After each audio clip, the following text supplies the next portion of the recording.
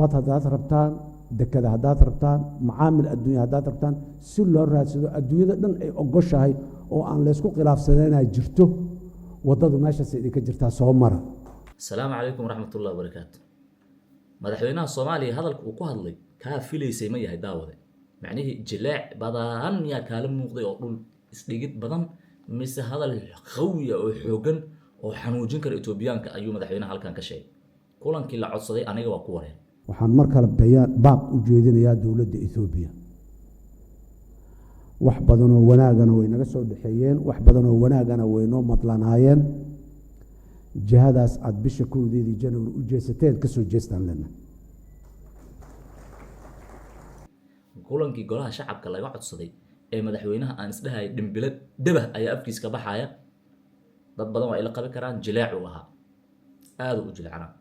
waxaana uu u badnaabay meeshii lagala hadli lahaa Itoobiyaanka oo la xanuujin lahaa in Somaliland la salaaxay Itoobiyaankana dul maray macnaheedu aan wax weyn hadda laga sheegay laba mar oo madaxweynaha hadal adag ku hadlay labada marna waxay ahayd sida taaka dhulka Soomaaliya kamid inay baxdo waa ku celinaya taaka dhulka Soomaaliya inay baxdo ma ogol waa saxan tahay dhul cid kaaga qaadan karto xoog inta ummadda Soomaaliyeed mid kamid uu nool yahay malaha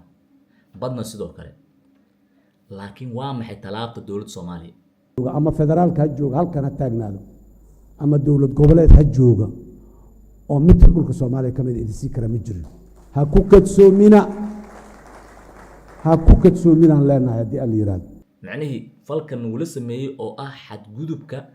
Itoobiya og Soomaaliya inay heshiis noocaas la gali karin ka saxiixatay ku faanaysa maxaa xanuujin kara oo dawladda Soomaaliya dhankeeda ka imaan kara madaxdu wali carabka kuma dhufan war harsan mala golaha shacabka wixii madaxweynaha uu sheegay wax ka badan ma soo saarayaan madaxweynaha haduu dhihi lahaa safiir Itoobiyana kuma arki karo safaaradoodan way xiran tahay today laga bilaabo war xanuun u ahaan lahaa caalamka dhan way xigan lahaa media international waxay dhihi Soomaaliya oo dirtay ama eriday safiirka Itoobiya safaaradin albaabada isugu laabtay ilaa ay amardam diyaaradoodii Ethiopian Airways oo dhaqaalaha ugu badan naga sameynaysa albaabada isugu dhufan lahaa duulimaadda ma ka shaqeynayso meeshaasay ugu egtahay maxaa kale soo haray lahaa qaad Itoobiya ka yimaada jira qam waa xirnay wax qaada oo Itoobiya la keenin kara malaha wax ganacsi oo la geey karo ama ay Soomaaliya ka qaadan kartaan ma jiro xanuunaan ku noqon lahayd macnaheedu waxay dhilaan Soomaaliya soo jeesatay waxaas goormay la sameeyaa waxa la sameeyaa marka sidan oo kale lagu xadgudbo dalka Soomaaliya baa leh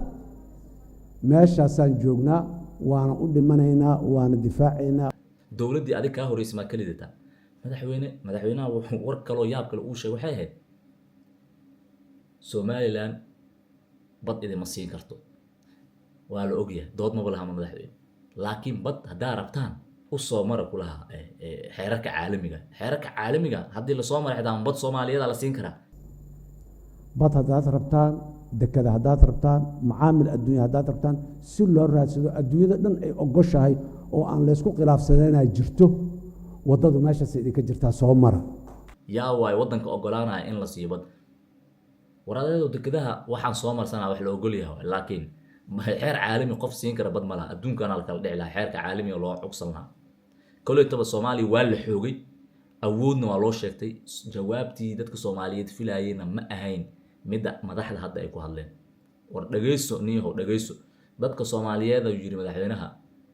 waa dad u soo jeeda inay yac iska dhahaan war dadkan Soomaali maxay yac dhigi karaan hooyooyinkan dhalinyaradan qaarna qurbiga ay ku maqan yihiin qaarna duruufay wadan ku hayso maxay yac dhigi karaan dadkan idinka matalayay